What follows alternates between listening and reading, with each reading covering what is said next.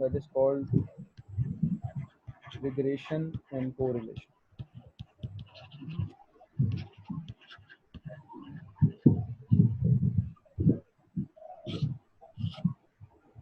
High low method में ये होता है कि हम जो डेटा यूज करते हैं उसमें हाईएस्ट एक्टिविटी को सेलेक्ट करते हैं और लोवेस्ट एक्टिविटी को सेलेक्ट करते हैं। उसकी बेसिस के ऊपर वेरिएबल कॉस्ट पर यूनिट निकाल लेते हैं, फिक्स कॉस्ट निकाल लेते हैं और उसकी बेसिस के ऊपर आगे फोरकास्टिंग कर सकते हैं या सेमी वेरिएबल कॉस्ट को फाइंड आउट कर सकते हैं। बट उसमें प्रॉब्लम ये है कि डेटा में से सिर्फ लोवेस्ट और हाईएस्ट वैल्यू ली जाती है, तो डेटा में जो बीच में वैल्यूज होती हैं उसके दरमियान जो पैटर्न है वो हम कंसिडर नहीं कर रहे होते और पार्शियल डेटा कंसिडर कर रहे होते हैं। इसको ओवरकम करने के लिए कि सारी ऑब्जर्वेशन किसी भी डेटा के अंदर इस्तेमाल हो, उसके लिए हम रिग्रेशन एनालिसिस इस्तेमाल करते हैं। और रिग्रेशन एनालिसिस के लिए हम कुछ फार्मूलाज इस्तेमाल करेंगे और फिर उन फार्मूलाज की बेसिस के ऊपर एक सोल्यूशन निकाला जाएगा और ये फिक्स्ड और वेरिएबल कॉस्ट को अलग करने के लिए भी इस्तेमाल हो सकता है, फोरकास्टिंग करने के लिए भी इस्तेमाल हो सकता है। ये नॉर्मली फार्मूले रिग्रेशन कोरिलेशन में इस्तेमाल होते हैं। सो ये बेसिकली रिग्रेशन कोरिलेशन की इक्वेशन है।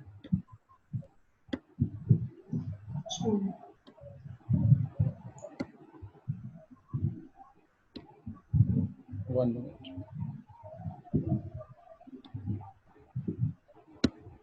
ये रिग्रेशन एंड कोरिलेशन की स्ट्रेट लाइन की इक्वेशन। अब इसके अंदर ये जो ए वाला एलिमेंट है इसको हम कहते हैं ये फिक्स कॉस्ट है और ये जो बी एलिमेंट है इसको हम कहते हैं ये वेरिएबल कॉस्ट पर यूनिट है।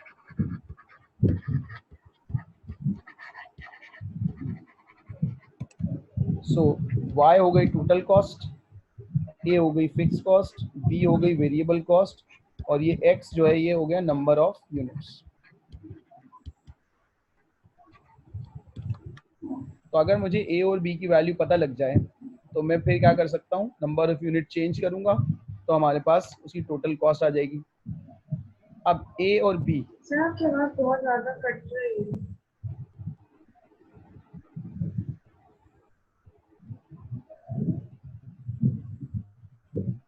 आई डोंट नो, सिग्नल तो पूरा आ रहे हैं इंटरनेट के, वाई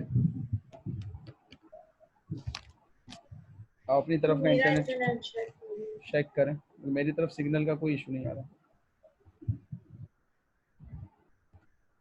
तो हम ये करते हैं कि हम लोग जो है ना वो ये कहते हैं कि ए भी एक कांस्टेंट है और बी भी एक कांस्टेंट है। ए टोटल में कांस्टेंट है और बी जो है वो पर यूनिट में कांस्टेंट है। तो अगर ये दो कांस्टेंट हमें एक डेटा में से पता लग जाए तो हम किसी भी लेवल ऑफ आउटपुट के ऊपर टोटल कॉस्ट कैलकुलेट कर सकते हैं। तो उसके लिए हम ये फॉर्मूला इस्तेमाल करेंगे रिग्रेशन एंड कोरिलेशन का, और बी आइडेंटिफाई करने के लिए ये फॉर्मूला इस्तेमाल किया जाता है। अब ये काफ़ी डिटेल्ड फार्मूला है तो एग्जाम में इतने डिटेल सवाल आते नहीं है, तो हम जैसे एक क्वेश्चन प्रैक्टिस करेंगे इसके ऊपर, वरना एग्जाम में ज़्यादातर ये वेरिएबल्स अवेलेबल होते हैं। अब ये क्या है, ये बी अगर हमें फाइंड आउट करना है तो एन चाहिए हमें। एन है कि हमारे पास डेटा में number of pair of data क्या है, यानी कि 3 चीज़ें हैं, 4 हैं, 5 है, 5 वैल्यूज़ हैं, 6 वैल्यूज़ हैं, 7 वैल्यूज़ हैं। और समीशन एक्स वाई, ये निशानी है समीशन की, sum of X Y minus sum of X into sum of Y N sum of X square minus sum of X का होल स्क्वायर। y जो है ना y जो है उसको हम कहते हैं ये डिपेंडेंट वेरिएबल है और यहाँ पर हमारे लिए डिपेंडेंट वेरिएबल है कॉस्ट। कॉस्ट डिपेंड करती है नंबर ऑफ यूनिट्स के ऊपर। तो जो x है वो इंडिपेंडेंट वेरिएबल है, that is number of unit.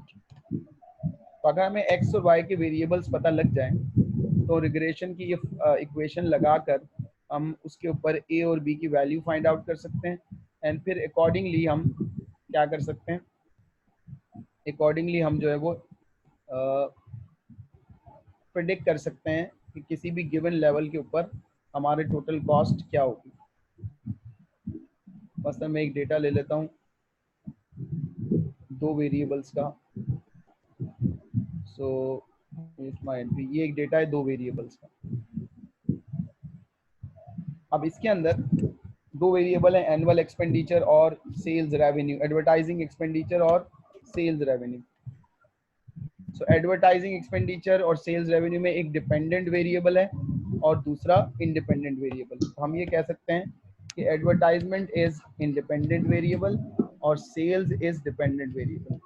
जितनी ज़्यादा एडवर्टाइजमेंट होगी उतनी ज़्यादा सेल्स होंगी। अब हमारे पास कितनी एंट्रीज हैं? 6। एन क्या हो गया? 6। अब हमें इसकी कैलकुलेशन करनी है, तो हमारे पास फॉर्मूले में हमें एक्स वाई भी चाहिए, सम ऑफ एक्स भी चाहिए, सम ऑफ वाई भी चाहिए। उसकी तो काफ़ी लेंथी कैलकुलेशन हो जाएगी, तो मैं वो उसकी जो भी अमाउंट है वो डायरेक्टली ले लेता हूँ। एग्जाम में भी अक्सर डायरेक्टली गिवन नहीं होती है। तो सम ऑफ एक्स से आपके पास 450, sum of X is 450, sum of Y is 4050। चलिए, इसके अलावा हमारे पास sum of X Y is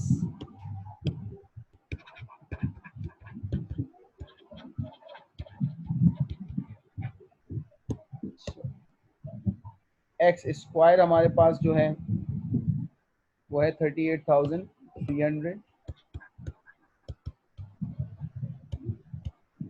और वाई स्क्वायर हमारे पास है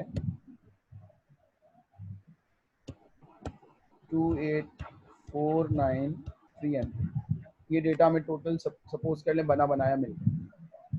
अब इसके ऊपर हमें रिग्रेशन लाइन की इक्वेशन बनानी है और ये फाइंड आउट करना है कि इसके अंदर y की वैल्यू क्या होगी और a की वैल्यू क्या होगी और b की वैल्यू क्या होगी। तो इसको हम फॉर्मूला लगा के सॉल्व कर लेते हैं ताकि हमारे पास अकॉर्डिंगली वैल्यूज आ जाएं। ये वैल्यू क्या होगी?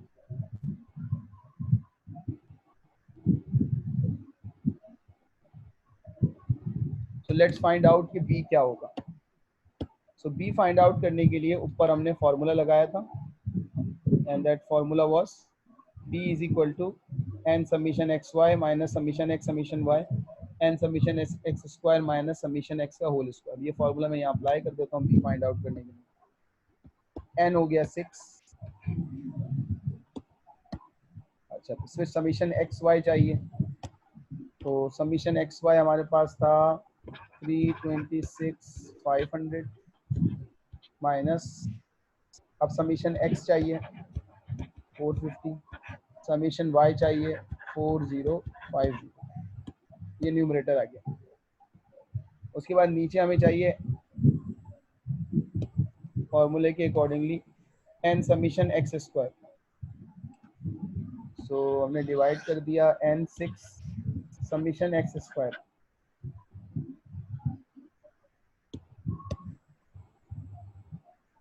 समीशन एक्स स्क्वायर हमारे पास ऊपर अवेलेबल है 38,300 माइनस समीशन एक्स का होल स्क्वायर, समीशन एक्स है 450, इसका होल स्क्वायर। अब इसको सॉल्व करें। What is B?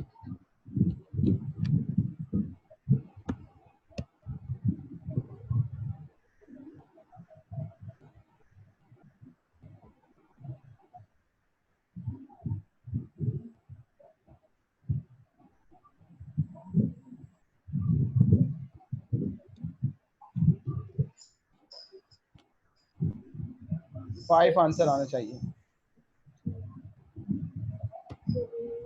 मैं आपको बताती जा रही हूँ।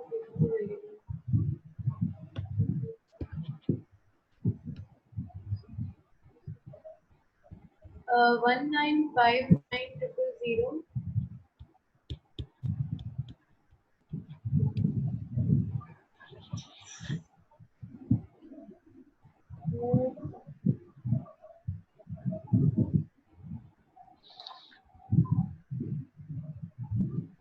202 minus 202500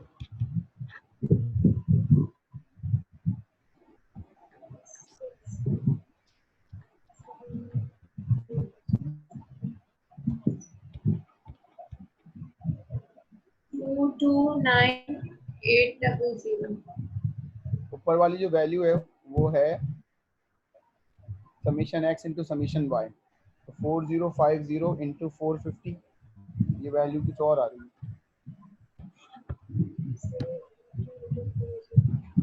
1822 और नीचे आ रही है 229800। 38,300 को अगर हम 6 से मल्टीप्लाई करें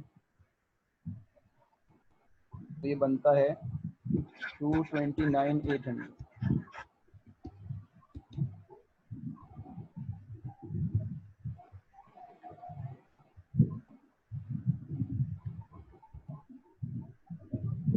न्यूमरेटर का आंसर आएगा 136,500 और डिनोमिनेटर का आंसर आएगा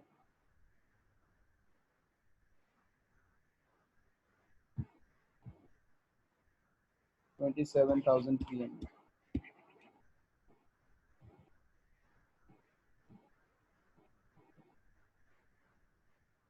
ये आंसर आ गया 5। तो this is variable cost per unit. अगर हम वैसे कहें तो ये वेरिएबल कॉस्ट पर यूनिट है, अदरवाइज इसको कहा जाता है ये स्लोप है, change in one variable with respect to change in another variable. तो उसके बाद ए फाइंड आउट करने का फॉर्मूला है वाई बार माइनस बी एक्स बार।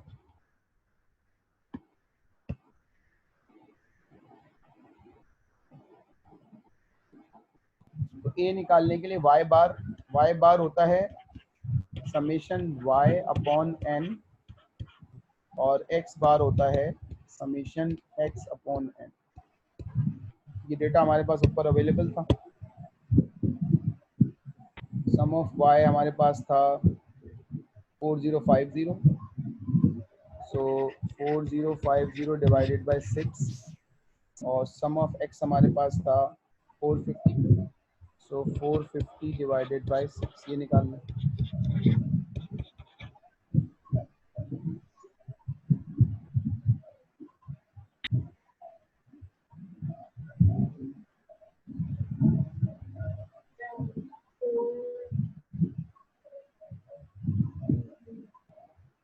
सिक्स 675 आ रहे ऊपर वाले का 670 और नीचे वाले का 75।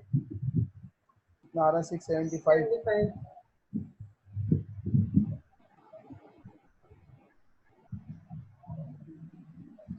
ऊपर वाले का 675 आ रहा है, नीचे का 75। 675 और नीचे कितना आ रहा है 75। अब इसको फॉर्मूले में डालते हैं। A is equal to summation y 675, b हमने 5 निकाला था मल्टीप्लाई बाय दिस, उसका आंसर क्या होगा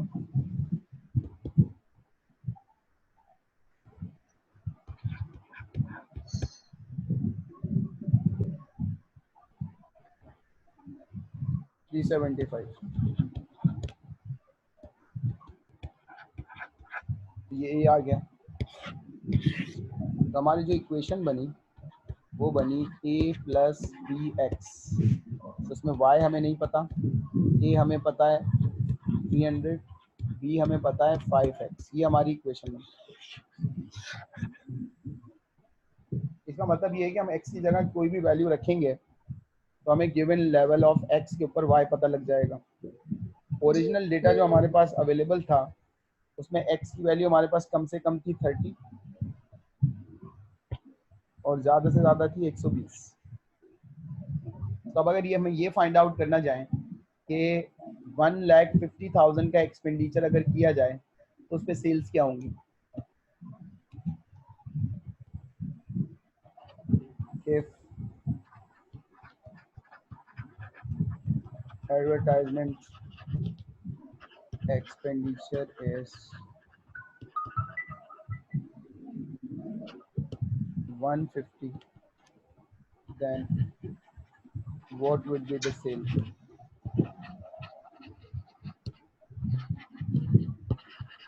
तो ये जो रिग्रेशन की हमारे पास इक्वेशन है a प्लस बी एक्स और y is equal to 300 plus 5x। इसमें हम x पुट कर देते हैं, तो 300 प्लस 5x आ गया 150। 300 प्लस 750, 1050। इसका मतलब अगर हम 1,50,000 का एक्सपेंडिचर करेंगे तो हमारी सेल्स जो होगी वो हम प्रिडिक्ट कर सकते हैं कि सेल्स कितनी होगी। सेल्स हमारी जो होगी वो इंक्रीज हो जाएगी। ये सिंपल रिग्रेशन का तरीका है निकालने का, और सिर्फ फार्मूला है। फार्मूला अगर क्लियर है तो वो इजीली सॉल्व हो जाएगा। 1050। सही। अच्छा, फिर रिग्रेशन लाइन जो है वो जो हम इस्तेमाल करते हैं, रिग्रेशन लाइन, इसके साथ जो है वो एक कॉन्सेप्ट अप्लाई होता है कोरिलेशन का। सो कोरिलेशन क्या होता है और रिग्रेशन और कोरिलेशन में क्या फर्क होता है?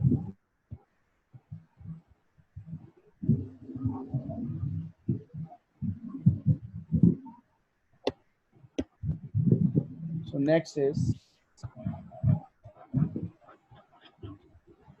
correlation.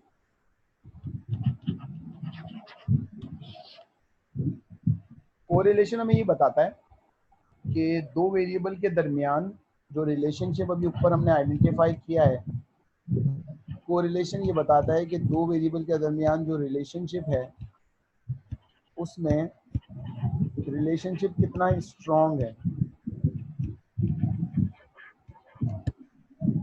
या वीक है, वॉटेवर जो भी है। तो उसमें अगर दो वेरिएबल आपस में एक दूसरे पे डिपेंड कर रहे हैं तो उसमें चांसेस ये होते हैं कि दोनों वेरिएबल बाज़ दफ़ा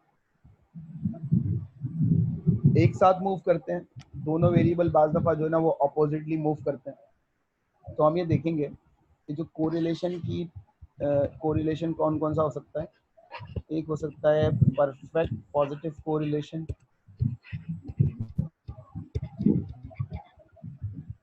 एक हो सकता है परफेक्ट नेगेटिव कोरिलेशन, एक हो सकता है स्ट्रॉन्ग कोरिलेशन, एक हो सकता है week correlation.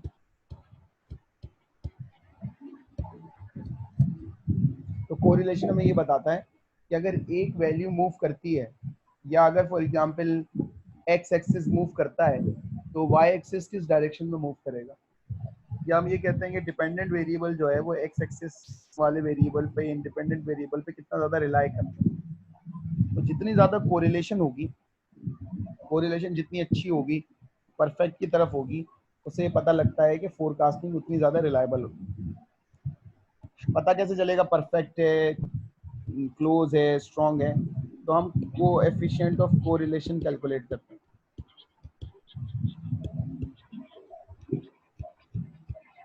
Coefficient of correlation, इसको रिप्रेजेंट करते हैं स्मॉल आर से।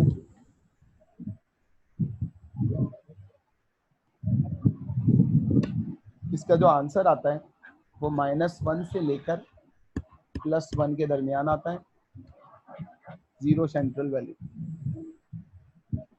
अगर कोरिलेशन कोफिशिएंट का आंसर हमने निकाला और आंसर आ जाता है एग्जैक्टली 1, तो हम कहेंगे दोनों वेरिएबल एक दूसरे के साथ पॉजिटिवली मूव कर रहे हैं।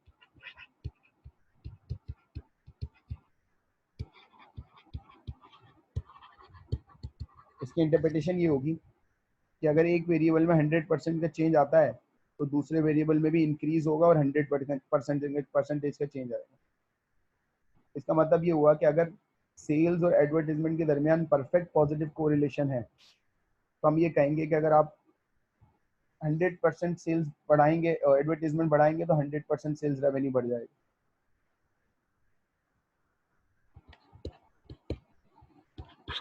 अगर -1 आंसर आ जाता है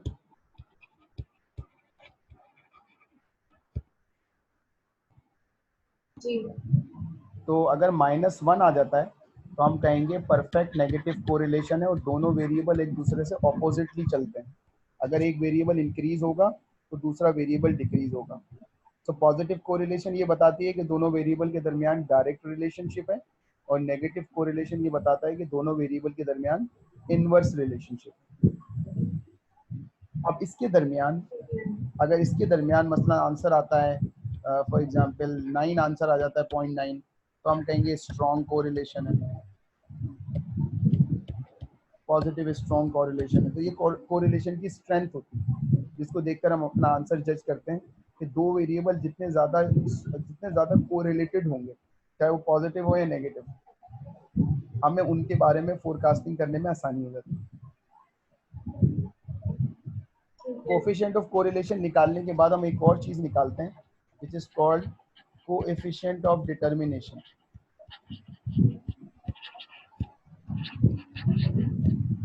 coefficient of determination correlation coefficient का स्क्वायर रूट होता है, यानी कि ये होता है आर स्क्वायर। फॉर एग्जांपल अगर हमारे पास r 0.9 था तो उसको स्क्वायर किया हमने, तो ये हो गया 0.81, और वी कैन से दैट 80%। अब इस 80% का मतलब क्या होगा? कोरिलेशन तो ये बता रहा है कि दोनों वेरिएबल के दरमियान स्ट्रॉन्ग कोरिलेशन है, लेकिन कोफिशिएंट ऑफ डिटर्मिनेशन क्या बता रहा है? कोफिशिएंट ऑफ डिटर्मिनेशन ये बताता है कि जो डिपेंडेंट वेरिएबल है ना, डिपेंडेंट वेरिएबल में जो चेंज आ रहा है उसमें 80% जो चेंज आ रहा है ना, it's due to independent variable.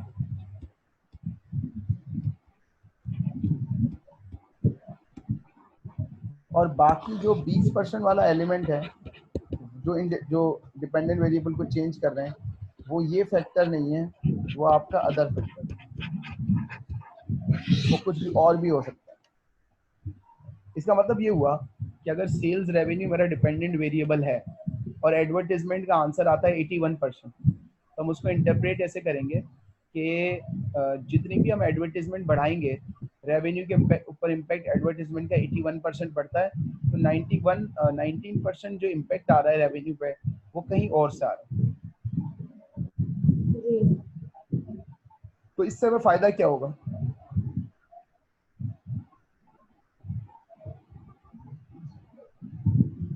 इससे हमें ये पता लग जाएगा कि डिपेंडेंट वेरिएबल और इंडिपेंडेंट वेरिएबल के दरमियान आपस का कनेक्शन स्ट्रॉन्ग है, या डिपेंडेंट वेरिएबल बहुत ज़्यादा रिलाई कर रहा है इंडिपेंडेंट वेरिएबल पे, लीस्ट रिलाई कर रहा है। अगर डिपेंडेंट वेरिएबल बहुत ज़्यादा रिलाई कर रहा है इंडिपेंडेंट वेरिएबल पे, तो इसका मतलब हमारी फोरकास्टिंग जो है ना बहुत ज़्यादा एक्यूरेसी के साथ होती है। और अगर अदर फैक्टर्स इंपॉर्टेंट हैं, मसलन हमने किसी दो वेरिएबल के दरमियान आर स्क्वायर निकाला और वो आ गया 0.6, तो अदर फैक्टर्स कितने इंपॉर्टेंट है? अब अदर फैक्टर्स की जो इम्पोर्टेंस है वो हो जाएगी 40%। तो अब आपका एक वेरिएबल जो है, जो इंडिपेंडेंट वेरिएबल है, वो 60% को एक्सप्लेन कर रहा है, लेकिन जो बाकी फैक्टर्स हैं वो 40% को एक्सप्लेन कर रहे हैं। इसका मतलब है अब हमें अदर फैक्टर्स को भी देखना पड़ेगा, क्योंकि अगर अदर फैक्टर में कोई चेंज आता है तो it will also affect our dependent variable.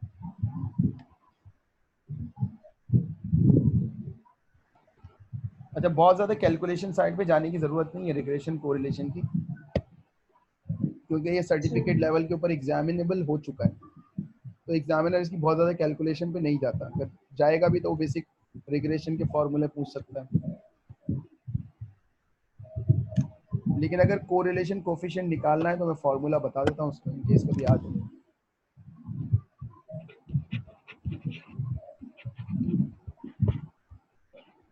Correlation coefficient,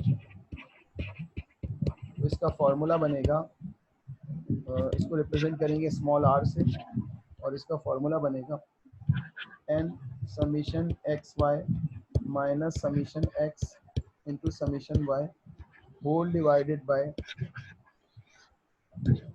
n summation x square minus summation x का whole square into n summation y square minus summation y का होल स्क्वायर। अब again इतना लंबा फार्मूला तो ओटीक्यूज में नहीं आ सकता, तो अगर उसे कोरिलेशन निकलवानी भी होगी तो ये सारे वेरिएबल्स बना के दे देगा और उसकी बेसिस के ऊपर हम कोरिलेशन निकाल सकते हैं। अब जैसे ऊपर डेटा दिया हुआ था हमारे पास, तो अगर हम चाहें तो इस डेटा से, ये जो डेटा है ये वाला, इस डेटा से कोरिलेशन कोफिशिएंट भी निकाल सकते हैं कि हमारे पास एक्स भी अवेलेबल है, वाई भी अवेलेबल है और समीशन एक्स भी है, समीशन वाई भी है, सब कुछ अवेलेबल है। तो इस डेटा को यूज़ कर लेते हैं और इस डेटा को यूज़ करते हुए हम लोग निकाल लेते हैं कि अगर कोरिलेशन कोफिशिएंट निकाला जाए तो आंसर क्या होगा।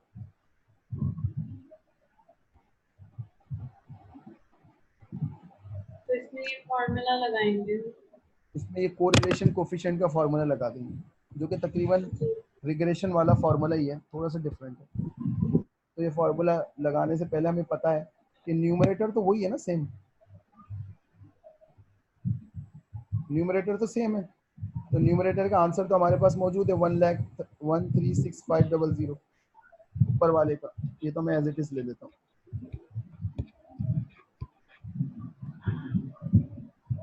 अब नीचे वाला सॉल्व कर लेते हैं। एन था हमारे पास 6, समीशन एक्स स्क्वायर हमारे पास जो था, अच्छा ये इसकी वैल्यू भी हमारे पास है पहले पार्ट की, यानी कि एन समीशन एक्स स्क्वायर, ये वाला डेटा, ये वाला नीचे वाला डेटा हमारे पास अवेलेबल है 27,300। तो हम दोबारा क्यों निकाल रहे हैं 27,300, ये भी हमारे पास अवेलेबल है 27,300, हमें ये चाहिए। उसके लिए हमारे पास एन था 6 और समीशन वाई स्क्वायर का सम, तो वाई स्क्वायर का सम हमारे पास था 2849,300, 2849,300 और y का सम का होल स्क्वायर, तो y का सम का होल स्क्वायर हमारे पास आ रहा था 4050 का होल स्क्वायर।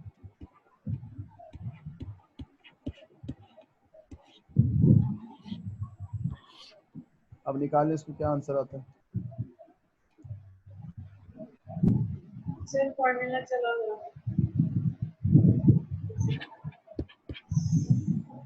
उसको सॉल्व कर लें राइट हैंड साइड के ऊपर, ये सॉल्व कर लें तो पहले।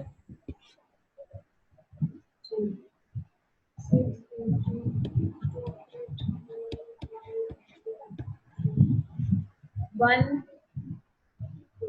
17 into 1709 ये किसके आंसर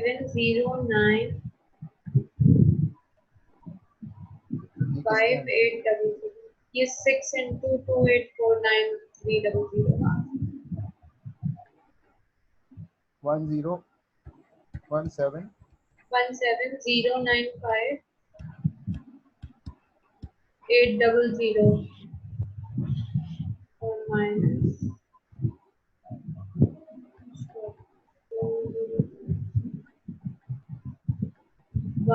16,402,500 स्क्वायर करने पर जी 106 नहीं 16,402 16402 500 500।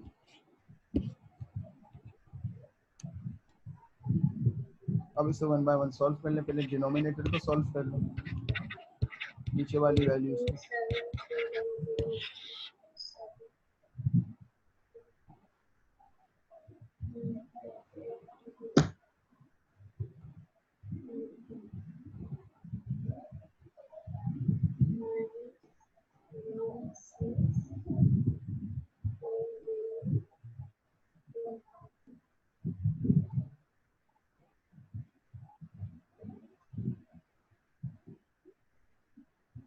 बस फाइनल आंसर निकाल लें क्या आता है।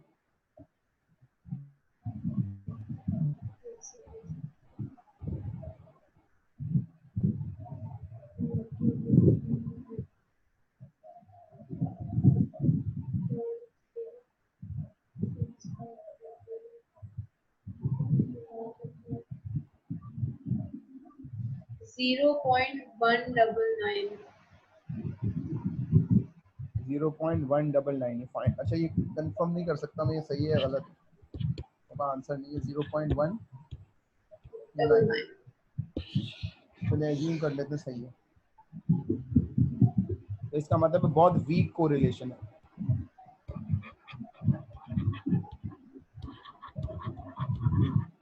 क्योंकि आंसर जितना जीरो से करीब होगा उतनी वीक कोरिलेशन होगी, और अगर आंसर जीरो आ जाता है तो इसका मतलब है नो कोरिलेशन, एक कोरिलेशन है ही नहीं।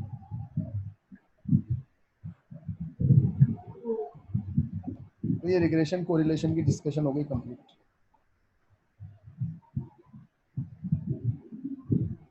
अब बजटिंग का जो चैप्टर है उसके अंदर हमारे फंक्शनल बजट्स हो गए, कैश बजट हो गया, फिक्स एंड फ्लेक्सिबल बजट हो गया, और हाइलो मेथड हो गया, और रिग्रेशन कोरिलेशन हो गया। अब दो इश्यूज बाकी हैं, एक टाइप्स ऑफ बजटिंग मेथड्स, तो बजटिंग के मेथड्स कौन से होते हैं, थ्योरी है, और दूसरा टाइम सीरीज एनालिसिस, फोरकास्टिंग का जो थर्ड मेथड है। दो मेथड हमने कर लिए।